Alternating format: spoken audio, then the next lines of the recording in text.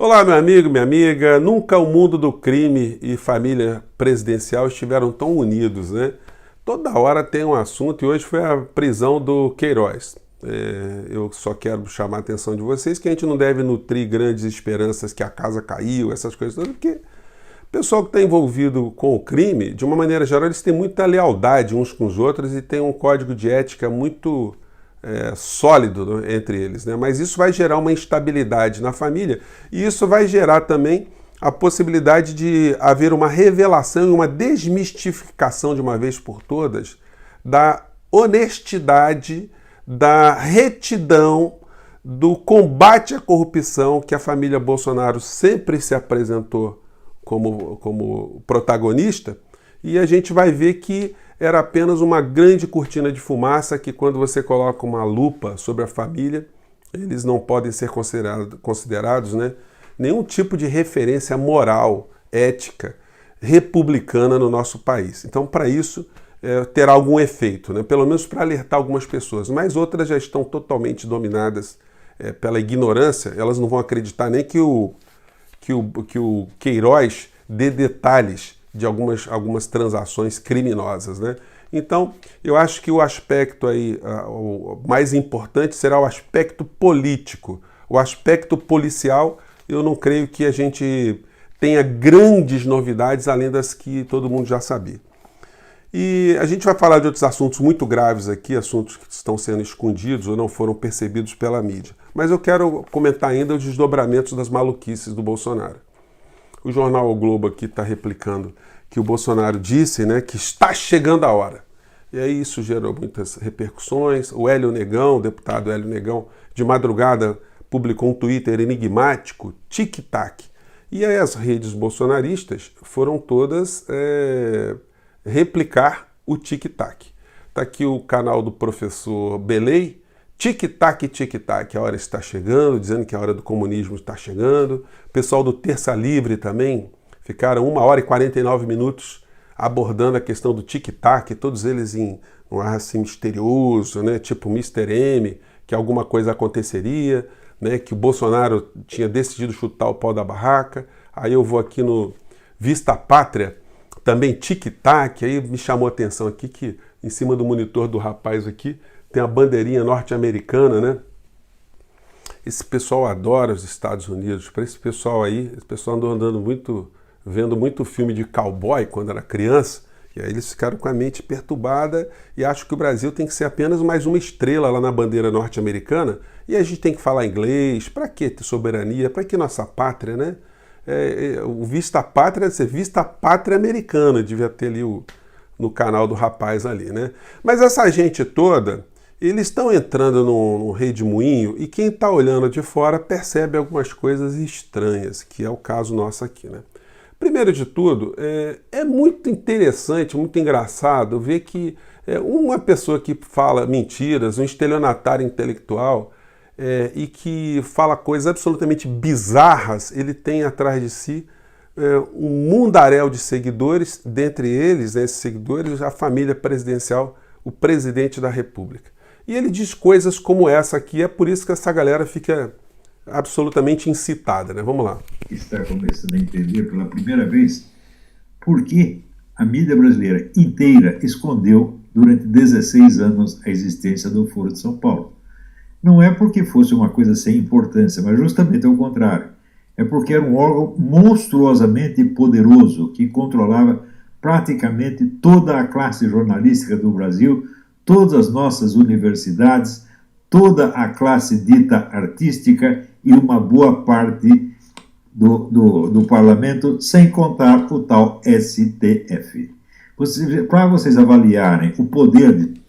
Então ele vai discorrendo, ele fala assim umas cretinices estratosféricas, que o Foro de São Paulo, o Partido Comunista Chinês controla tudo no Brasil, controla o Poder Judiciário, o STF, né?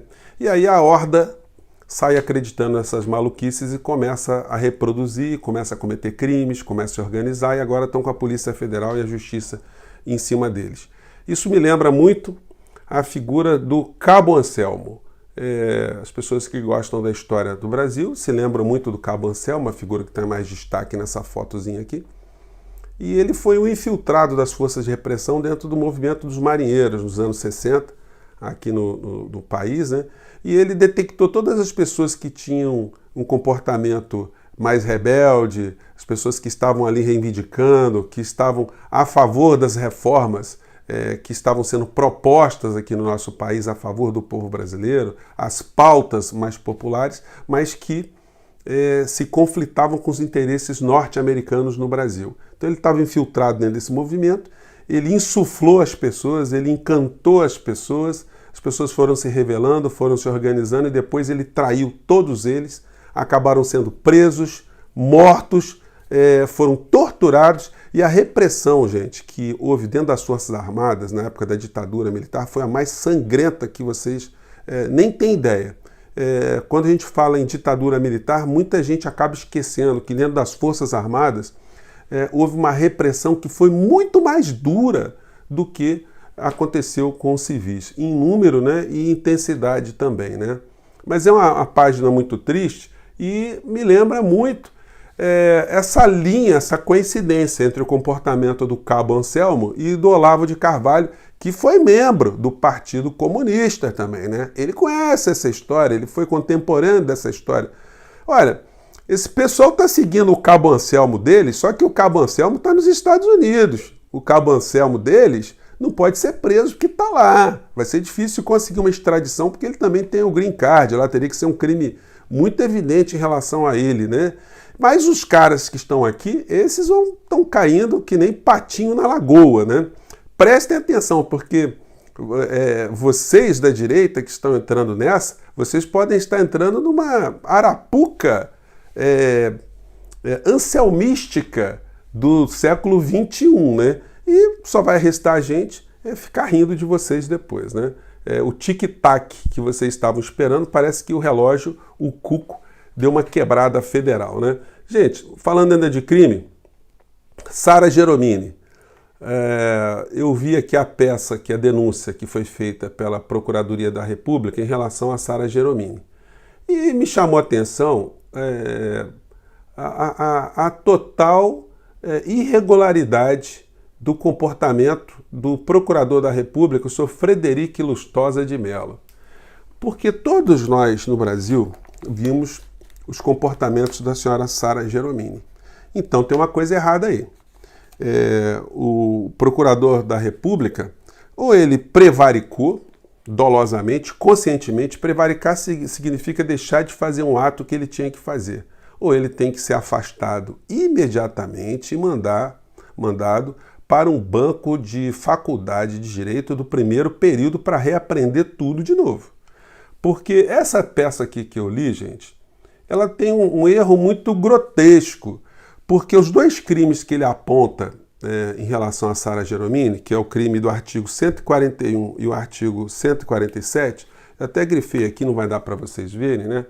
Mas o que está escrito aqui é o seguinte, depois vocês congelam para poder ver, que no crime que o promotor está acusando, o procurador está acusando a Sara, só se procede mediante queixa num caso e no outro caso somente se procede mediante representação. Representação do ofendido. Porque um é um crime contra a honra, artigo 141, que ele está elencando, e o outro é o crime de ameaça, artigo 147. Nos dois casos, só a pessoa que está sendo objeto da agressão é que pode procurar justiça. A gente não pode ser guardião da honra alheia. O procurador da República não pode processar uma pessoa aleatoriamente porque xingou uma outra pessoa. A vítima tem que representar, tem que ir lá e oficialmente fazer isso. Se não foi feito isso por parte do Alexandre de Moraes, olha, essa prisão dessa moça então está irregular. Então a prisão sem pé nem cabeça. E o promotor está denunciando uma pessoa que está presa de forma absolutamente irregular. Até porque, em ambos os casos, são delitos de menor potencial ofensivo. A pessoa vai lá, assina um termo e responde em liberdade.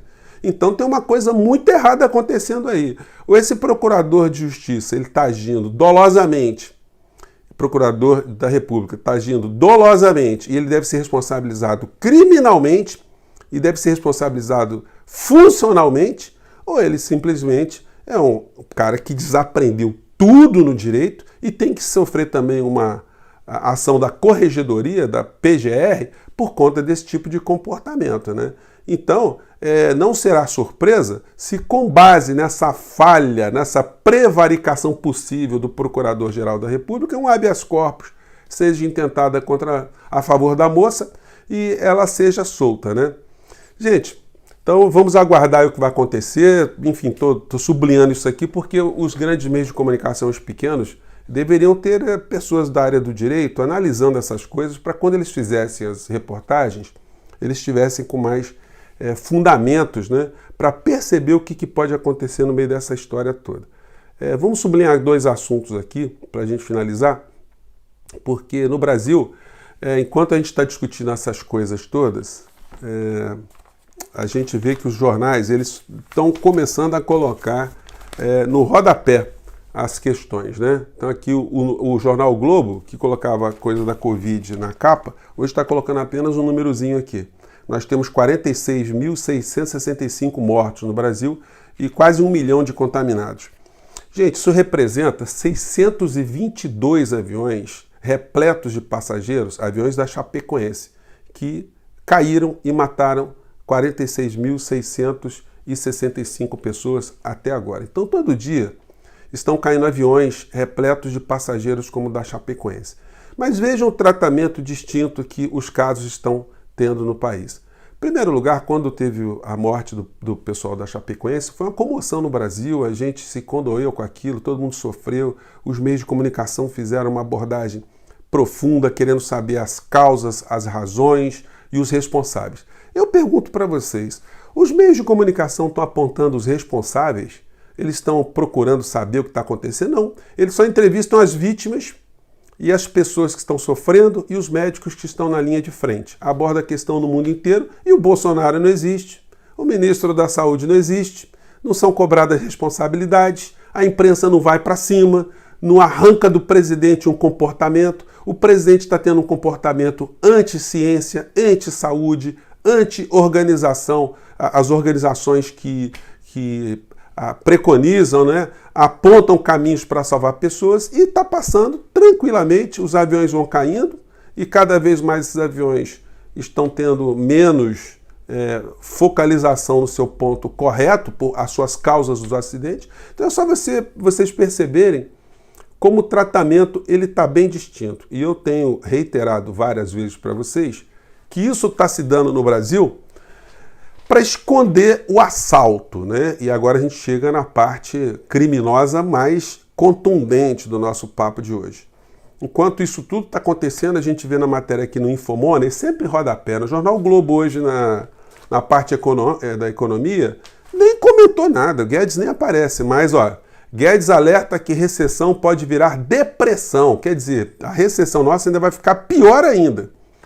E promete retorno às reformas nas próximas semanas. Estamos terminando as medidas emergenciais e retornaremos às reformas nas próximas semanas. Vamos continuar reformando o país em uma direção liberal. Ô Guedes, larga de ser estelionatário econômico, estelionatário político, vai para o quinto dos infernos. Que é isso, gente? Olha só, não existe nação nenhuma que está usando o remédio liberal para tratar o desastre da Covid. Que tipo de iniciativa o Guedes está tendo efetivamente para salvar o emprego das pessoas instantaneamente? Que tipo de programa está sendo feito para as empresas? Gente, depois de 90 dias que já está todo mundo quebrado, o governo agora apresenta uma boia de salvação para os pequenos e médios empreendedores do nosso país que ainda tem dificuldade em pegar empréstimo. Então, é um estelionatário que não sabia que tinha 38 milhões de pessoas invisíveis. E que país do mundo está colocando um projeto liberal agora para solucionar problemas da sociedade? Está sendo exatamente o contrário. O mundo todo está mostrando que a presença do Estado agora está sendo vital. Não fosse a presença do Estado, nós teríamos milhões de mortos no mundo inteiro.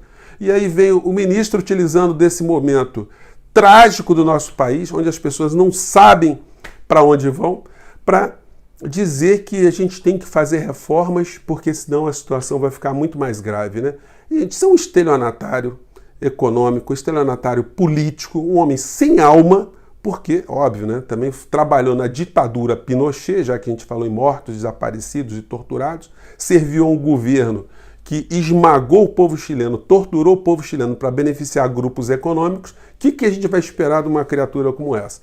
E quando eu falo isso, gente, infelizmente isso tem que ser dito com responsabilidade, a gente tem que apontar as relações de causa e efeito e mostrar como, em meio a essa grande cortina de fumaça de tragédias no nosso país, tem gente, justamente a pessoa principal que poderia fazer alguma coisa para o Brasil ter um pouco mais de